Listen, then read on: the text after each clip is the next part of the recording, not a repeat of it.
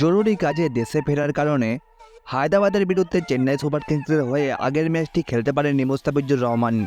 তারই মধ্যে আইপিএলের সর্বোচ্চ উইকেট শিকারী বোলারদের তালিকায় মুস্তাফিজকে ছাড়িয়ে যান রাজস্থান রয়্যালসের যুজবেন্দ্র চাহাল।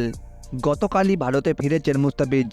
আজ কলকাতার বিরুদ্ধে চেন্নাইয়ের একাদশে সুযোগ পেয়েছেন। দলে সুযোগ পেয়ে দুর্দান্ত বোলিং করলেন মুস্তাফিজ। কেকেআরের বিপক্ষে চেন্নাইয়ের ঘরের মাঠে 4 ওভার বল করে 22 রান দিয়ে মুস্তাফিজ নিয়েছেন 2টি উইকেট। এখনও পর্যন্ত 4টি ম্যাচ খেলে 9টি উইকেট নিয়ে এবারের আইপিএলের সর্বোচ্চ উইকেট শিকারী বোলার এখন মুস্তাফিজ। তারই দখলে এখন পার্পেল ক্যাপ। আজ কেকেআরের বিরুদ্ধে মুস্তাফিজ প্রথম 2 ওভার বল করে দেন 12 রান, তৃতীয় ওভারে বল করতে এসে দেন 9 রান।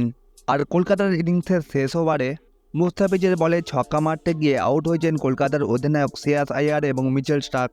আন্দ্রে রাসেলের উইকেটটাও নিতে পারতেন মুস্তাফিজ।